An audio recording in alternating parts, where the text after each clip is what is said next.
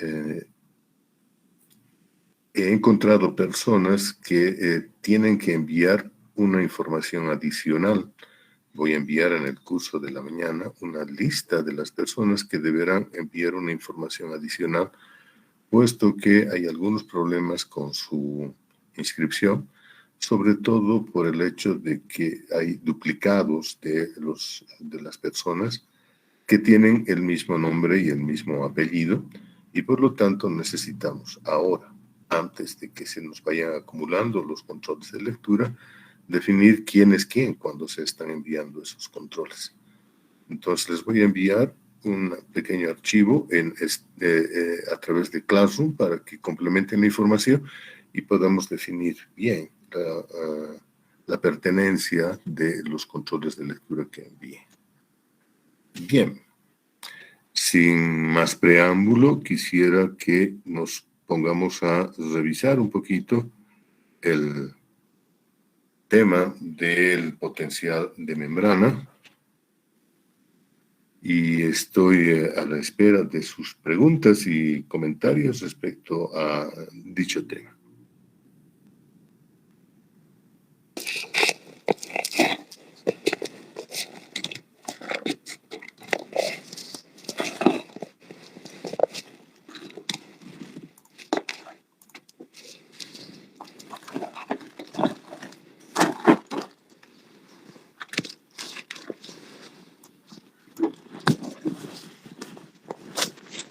Adelante.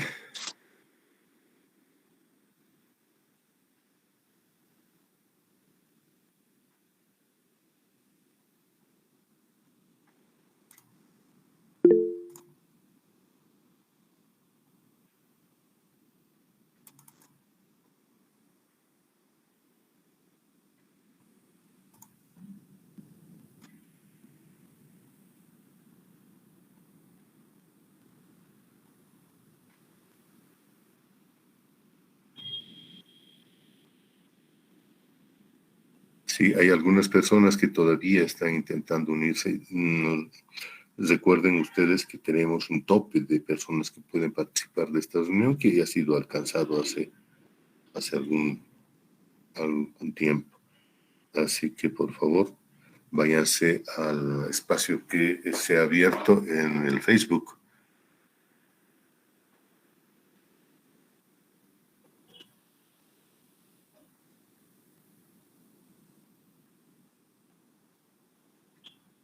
Bien, estoy esperando que me hagan sus preguntas respecto al tema para que podamos seguir adelante. Es un tema muy interesante y espero que haya sido bastante claramente explicado. Sin embargo, pues deseo escuchar sus comentarios.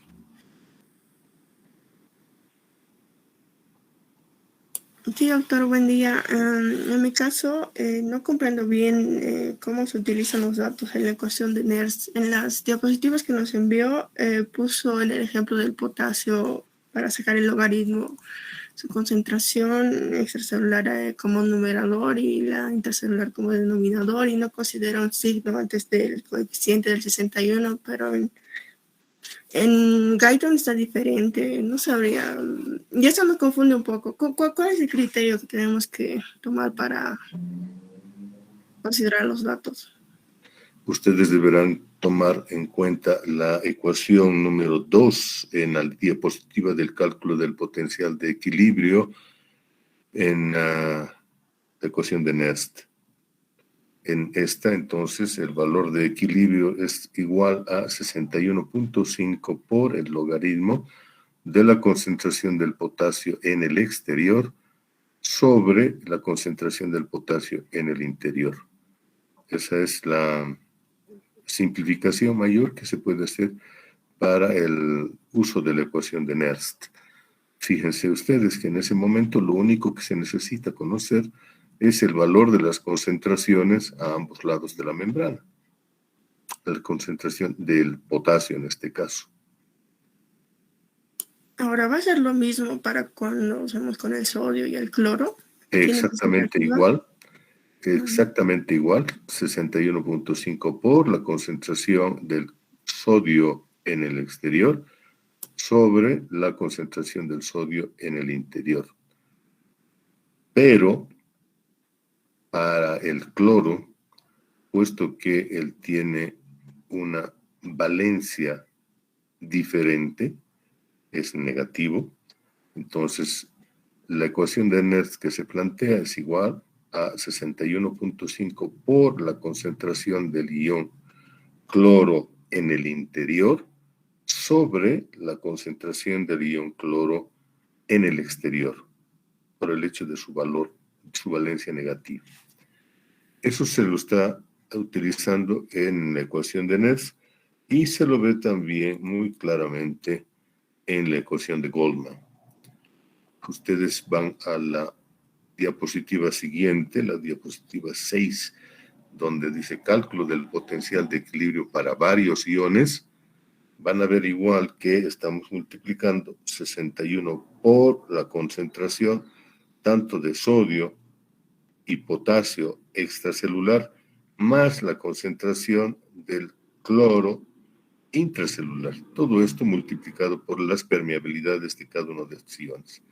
Sobre la concentración del sodio, del potasio intracelular más la concentración del cloro extracelular, obviamente multiplicado por sus permeabilidades.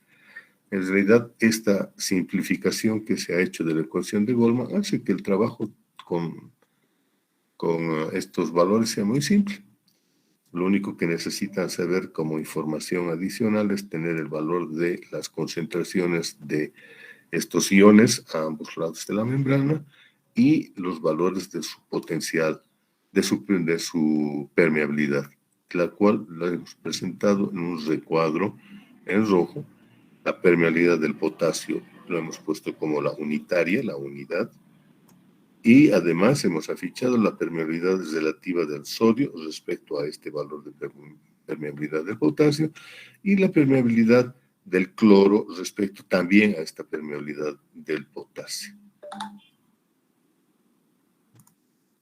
Estamos escuchando tus comentarios, Oriana. Si es que hay todavía dudas, dímelas, por favor. No, me quedó más claro, gracias, doctor. Muy bien, de acuerdo. ¿Alguna otra pregunta respecto al tema de potencial de membrana?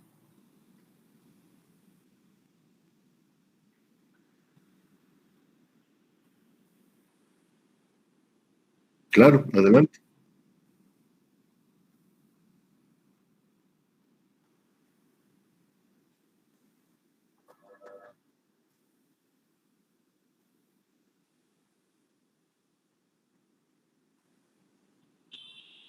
Ya. Bueno, cuando hablamos de gradiente de concentración, estamos hablando de concentración de sustancias en una solución. Si yo en un recipiente dividido, lleno de agua y dividido en dos compartimientos por una membrana, disuelvo una cierta cantidad de un producto, un soluto, por ejemplo, la sal, puede ser el azúcar, puede ser el cloro de potasio, puede ser cualquier sustancia. En ambos lados de esa membrana, a concentraciones diferentes, entonces en un lado es más la concentración que en el otro, en ese momento he generado un gradiente de concentración. Es el concepto de gradiente de concentración. Fíjense que no tiene nada que ver con el potencial eléctrico de nadie, porque la sustancia que yo estoy disolviendo puede ser una sustancia iónica, por ejemplo, el sodio, el cloro, el potasio, el calcio, que tenga carga eléctrica, o puede ser una sustancia que no tenga carga eléctrica, puede no ser iónica, puede ser, por ejemplo, la glucosa, puede ser la urea, puede ser un poco de proteína. Entonces, en ambos casos, ya sea que la sustancia sea iónica o que la sustancia no sea iónica, puede generarse un gradiente de concentración si yo disuelvo una cantidad diferente del soluto en uno y en otro lado de la membrana. Eso queda claro. Por otro lado, si las sustancias que yo estoy disolviendo son iónicas, existe el gradiente de concentración a ambos lados de la membrana. Y la membrana es semipermeable, vale decir, que permite el paso de esas sustancias iónicas de un lado al otro lado de la membrana. Entonces el gradiente de concentración hace que se produzca difusión, un movimiento de esas partículas iónicas de un lado al otro lado de la membrana. Lo que va a generar al moverse esas partículas va a generar un gradiente eléctrico. Se van a empezar a acumular más partículas iónicas cargadas en un lado que en el otro, lo que va a generar un gradiente eléctrico.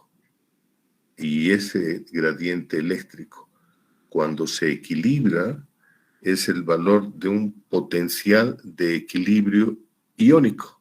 Genera entonces un valor de carga eléctrica en el momento que las dos concentraciones de carga se han equilibrado por el gradiente de concentración contra el gradiente eléctrico. Esa sería entonces, en resumida explicación, la solución del problema que me están planteando. Escucho más comentarios. Araceli. ¿Alguna otra pregunta en el Facebook?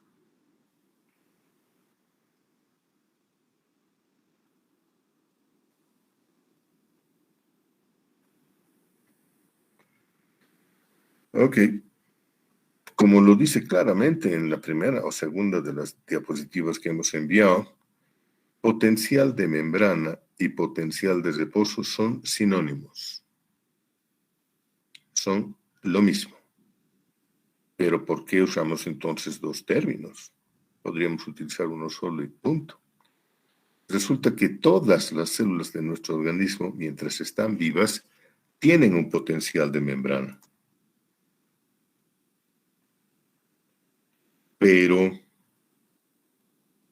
solamente las células de los tejidos excitables son capaces de cambiar el valor de ese potencial de membrana.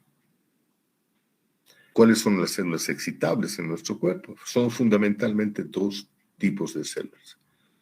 Las células nerviosas, las neuronas, y las fibras musculares, ya sean las fibras musculares estriadas, fibras musculares cardíacas o fibras musculares lisas.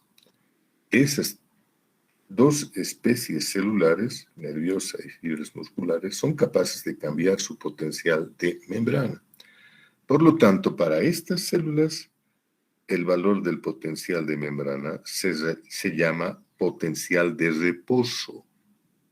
Para contrastarlo con los otros valores que puede adquirir su potencial de membrana, como por ejemplo el potencial de acción o los potenciales locales. ¿Ok? ¿Le queda clara la pregunta, por favor, si le queda clara la diferencia?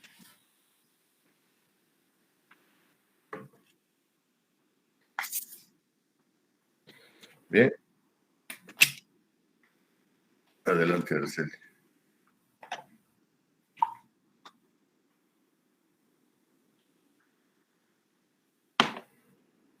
Pues se los hemos enviado, ustedes cambian las concentraciones que se han afichado y apliquen la ecuación y van a ver qué es lo que pasa con los valores del potencial de membrana.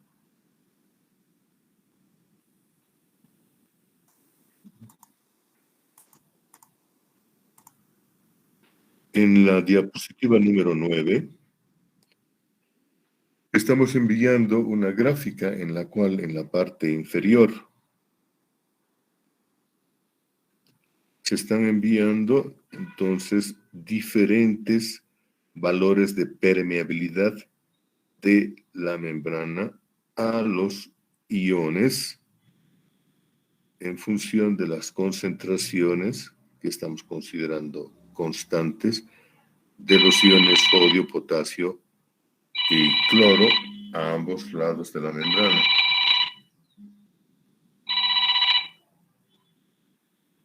Ahí pueden ustedes empezar a jugar con eso. También por su cuenta, para que les resulte más familiar el hecho, pueden cambiar ligeramente los valores de concentración de cualquiera de estos iones a ambos lados de la membrana y ver cómo se va a modificar el valor del potencial de reposo en esas condiciones. ¿Ok?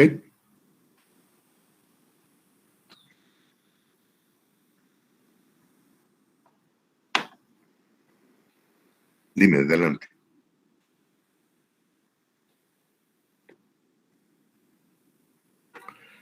¿Cómo funciona?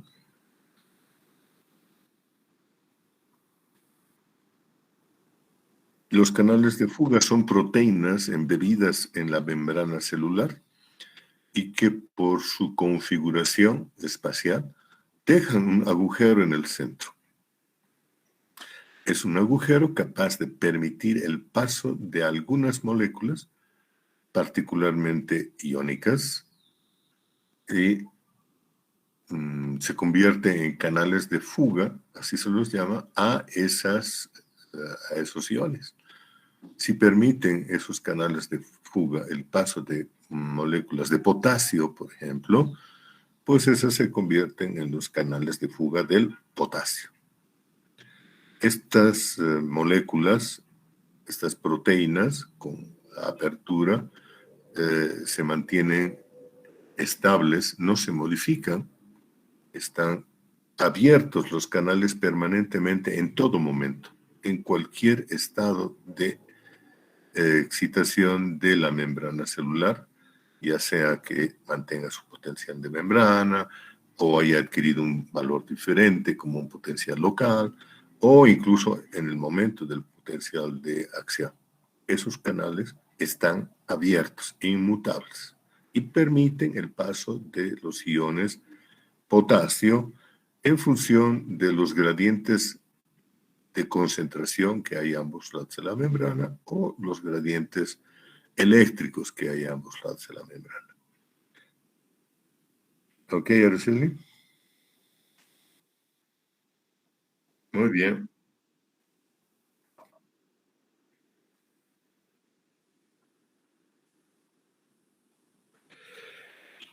Porque en la mayoría de las células, las excitables y las no excitables, los canales de fuga del potasio son los que predominan en la membrana celular. Y al ser entonces los canales predominantes, se produce el movimiento de potasio a su través, mientras que los otros iones que pueden tener potenciales de fuga para el sodio o para el cloro existen en una concentración mucho menor en la membrana celular o directamente no existen en la membrana celular. Cuando encontramos canales de fuga para el sodio y para el cloro, por ejemplo, vemos que estas células, las que tienen estos canales, son capaces de cambiar su valor de potencial de membrana. Mientras que en las células en las que no hay más que canales de fuga del potasio, pues van a mantener su valor de potencial de membrana permanente sin cambio alguno. Entonces son tejidos no excitables. ¿Ok?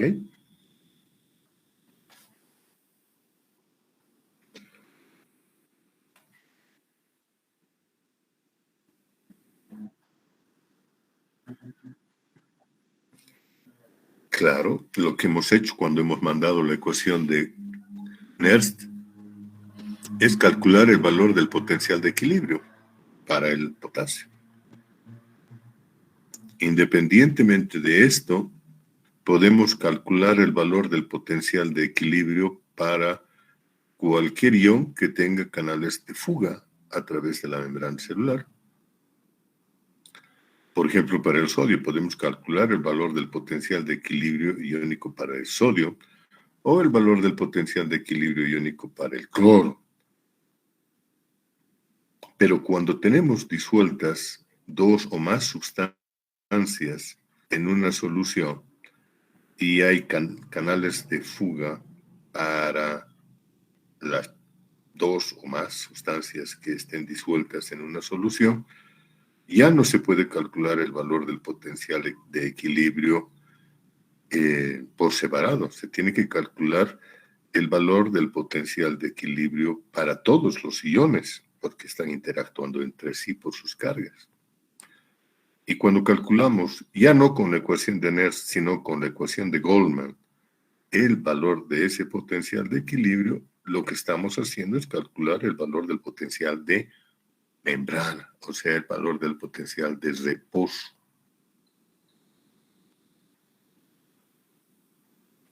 ¿Ok?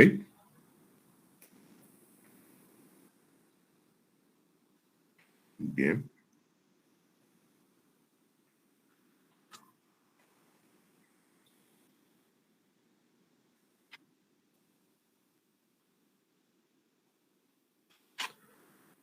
Ese es un punto importante al que estaba esperando que llegáramos. Eso sí merece una explicación. Si ustedes revisan la composición iónica de nuestro organismo, van a ver que todas las sustancias iónicas que nosotros tenemos, trátese del potasio, del sodio, del cloro, del calcio, del magnesio, del bicarbonato, etcétera, etcétera, etcétera, todas las sustancias que tienen carga eléctrica están dispuestas a ambos lados de la membrana, tanto en el líquido extracelular como en el líquido intracelular. Existen entonces sustancias iónicas en los dos compartimientos de nuestro organismo, el LEC y el LIC. Pero resulta que la concentración de cargas positivas y negativas a un lado de la membrana, por ejemplo, el líquido extracelular, es la misma. Por lo tanto, existe la misma cantidad de cargas positivas como cargas negativas hay en el líquido extracelular. Por lo tanto, la carga eléctrica total de este compartimiento es cero. Las cargas positivas neutralizan a las cargas negativas y si hiciéramos un recuento de la cantidad de cargas que hay en cada uno en este compartimiento, veremos que es la misma cantidad. Por lo tanto, no hay una carga eléctrica neta en este compartimiento. Lo mismo ocurre en el líquido intracelular. Existe una cantidad de carga de sustancias iónicas positivas y negativas, y cuando consideramos las concentraciones de cada una de ellas, vemos que en total las cargas positivas igualan a las cargas negativas. Por lo tanto, también en el líquido intracelular hay una electroneutralidad. No hay un predominio de cargas eléctricas. ¿Ok? Pero cuando por la existencia de los canales de fuga se permite el paso de una sustancia iónica, que puede ser, por ejemplo, el potasio. El movimiento de estas moléculas iónicas por su gradiente de concentración hace que a un lado de la membrana se produzca una acumulación extra de cargas iónicas, solamente al lado de la membrana donde están llegando las moléculas de potasio. Y eso está generando entonces un desequilibrio de cargas en las inmediaciones de la membrana celular. El resto del líquido extracelular o del líquido intracelular está manteniendo más o menos su electroneutralidad. Pero en la proximidad de la membrana hay un exceso de cargas iónicas que genera un gradiente eléctrico. hay más cargas positivas en este caso en el lado, por ejemplo, del líquido extracelular que en el lado del líquido intracelular, donde por la pérdida de los iones potasio hay un ligero predominio de cargas negativas. Fíjense ustedes entonces que cuando hablamos en términos globales, se mantiene la electroneutralidad del compartimiento. El volumen total del líquido extracelular se mantiene electroneutro. Pero a los laditos de la membrana celular existe un gradiente eléctrico. Hay una desigual distribución de cargas. Ese es el valor del potencial de equilibrio si estamos hablando de un solo ion, o el valor del potencial de membrana si estamos hablando de varios iones que se mueven a través de esta membrana. Ahora sí necesito que me digan si lo han comprendido o requieren una explicación adicional.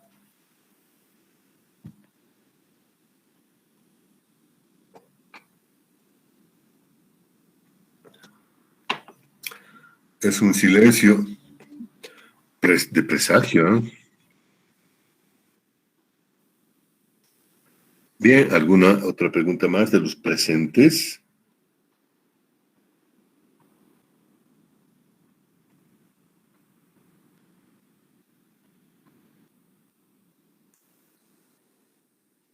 No hay ninguna pregunta.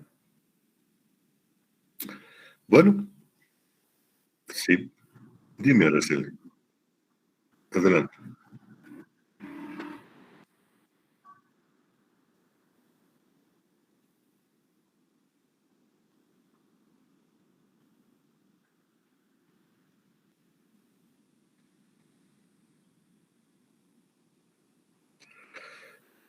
Dado que el eritrocito solamente tiene canales de fuga para el potasio, entonces se está produciendo una desigual distribución de iones potasio a ambos lados de la membrana del eritrocito, que está haciendo que el potencial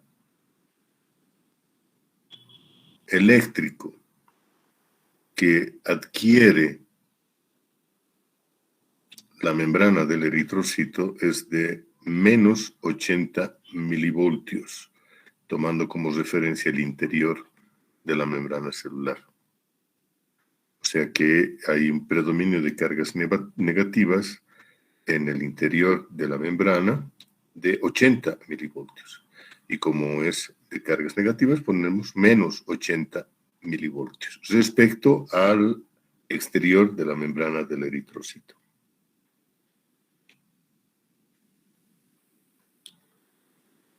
¿Listo?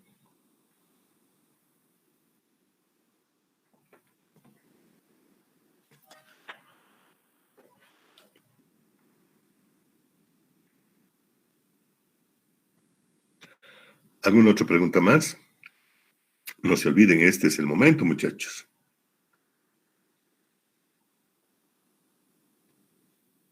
Entonces, doctor, en este caso del menos 80 en el eritrocito, en Guyton dice que su valor de potencial de reposo normal estaría entre menos 8 y a menos 12. Si esto se produce por una fuga de potasio hacia el exterior, y como dice usted, al interior quedaría más negativo, ¿cómo repercutiría esto en el estado del eritrocito? Ahí es buena pregunta. Primero, respecto a los valores, el valor del potencial de membrana para el eritrocito, es probable que sea Guyton el que tenga la razón y que en vez de ser menos 80 sea de menos 12. Y eso es en función de la cantidad de canales de fuga que tenga la membrana del eritrocito para permitir o no el paso de una cantidad mayor o menor de iones potasio. Entonces, respecto al valor del potencial de membrana del eritrocito o del potencial de equilibrio iónico para el potasio en el eritrocito, yo no lo discuto. Lo que vamos a sí ver con mucha atención es el valor del potencial de membrana de los tejidos excitables, neuronas y fibras musculares. Eso sí, vamos a tener que revisarlo con calma. Lo del eritrocito, pues bien, no hay drama, si es otro valor. Por otro lado, ¿qué significa para el eritrocito? Para el eritrocito significa que esa diferente distribución de cargas eléctricas a ambos lados de la membrana le confiere propiedades funcionales particulares. Por ejemplo, la capacidad de agregarse o no agregarse los unos con los otros. Si el valor del potencial de equilibrio hace que el interior de la membrana del eritrocito sea negativo respecto al exterior, entonces los eritrocitos, cuando estén los unos al lado de otros, van a poder agregarse por sus potenciales eléctricos. No, puesto que los exteriores de las membranas son de todos los eritrocitos electropositivas. Entonces no van a poder agregarse los unos a los otros fácilmente. Siempre van a estar un poquito separados. Van a poder apilarse, sí, pero no se van a poder juntar estrechamente los unos con los otros. Pero si perdieran el valor de ese potencial de equilibrio iónico, sí podrían agregarse y hacer una sola masa. Entonces, eso se produce cuando los eritrocitos están ya no funcionales o están con lesiones en la membrana que hace que se produzcan cortocircuitos a través de la membrana que rompen el valor del potencial de equilibrio eléctrico. Como por ejemplo cuando hay una hemorragia, los eritrocitos salen, entonces ahí pierden sus capacidades funcionales y se pueden aglutinar. Pero mientras están circulando y están saludables, no se pueden aglutinar, están separados por ese pequeño potencial de membrana los unos de los otros. Ese es un ejemplo de a qué les sirve a los eritrocitos el tener esa carga eléctrica. Como ese podemos hablar muchos otros ejemplos de cómo favorece o desfavorece a los eritrocitos el tener esa carga eléctrica en la membrana.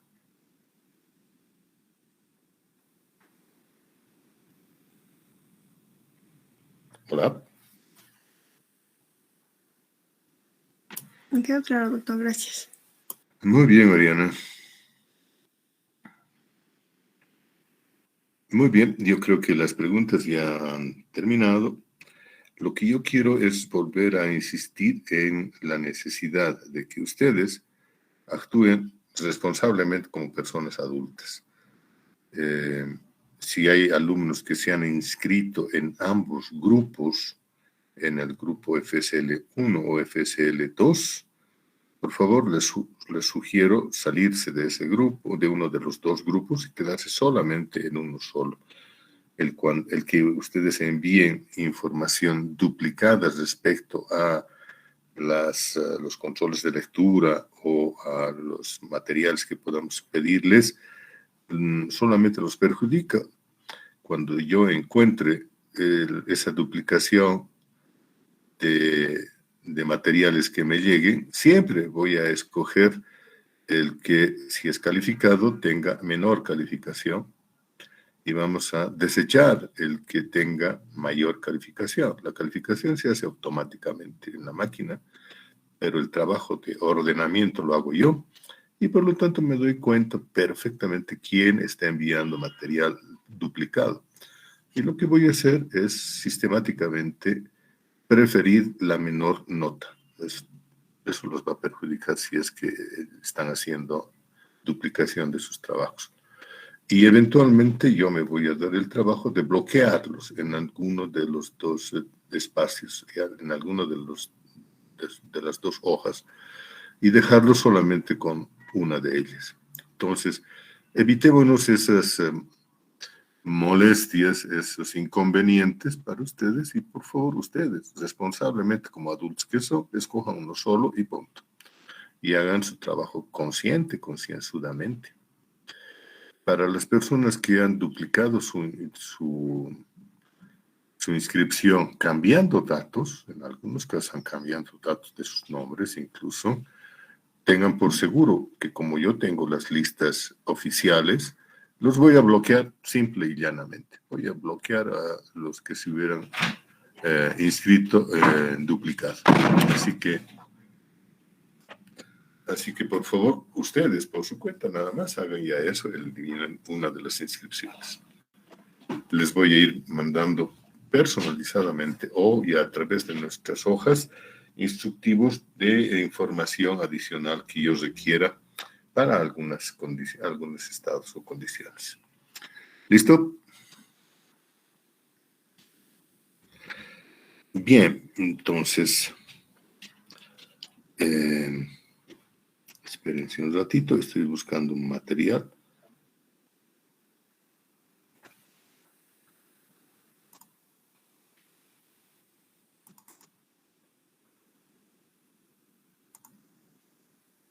Tengo un cierto número de personas que están con problemas en sus datos.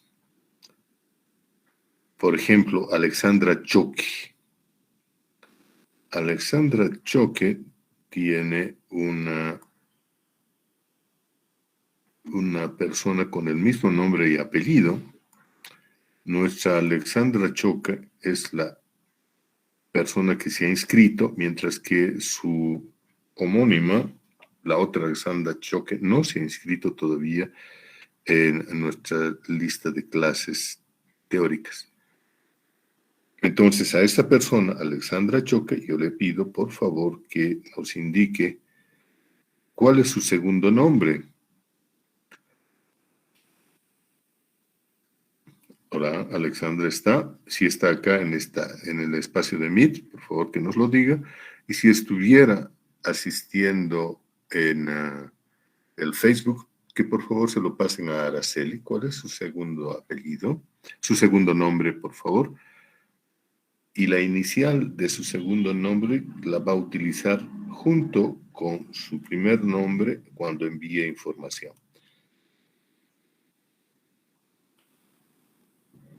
Estoy esperando que me envíen esa información.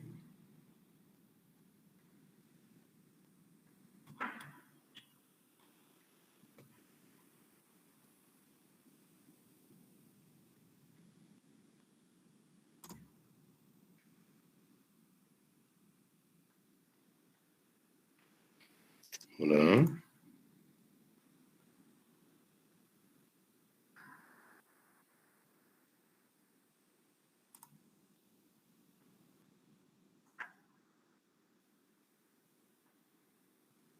Sí, estamos esperando que se ponga en contacto en este momento, si es que está por aquí.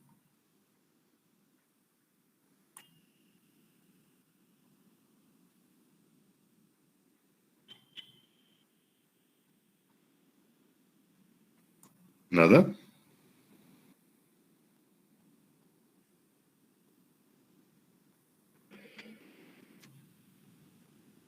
Entonces, la recomendación para Alexandra Choque es que ella, cuando envíe sus materiales, ponga Alexandra R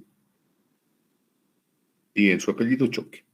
Entonces, en el nombre va a utilizar Alexandra y al inicial de su segundo nombre, R, de Rosleni. Porque si no vamos a tener problema con la otra Alexandra, la Alexandra Choque, que no voy a poder diferenciar quién es quién, y los exámenes pues no van a tener calificación para ninguna. Además de ella, tengo el problema de Helen González. Helen González está inscrita como una alumna regular y requiero que me envíe su segundo nombre también, porque hay otra Helen González que es una recarguista de primer año, porque tiene además materias de primer año, pero que las dos tienen los mismos nombres y apellidos. Entonces, Helen González regular tiene que enviarme la inicial de su segundo nombre asociado a Helen.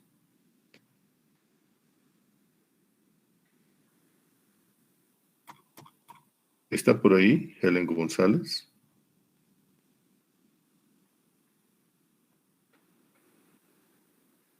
¿Está por ahí Helen González? ¿Me escuchan?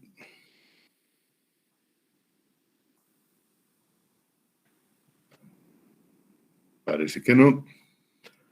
Entonces yo les sugiero que le pasen el dato a Helen González. Si Helen González regular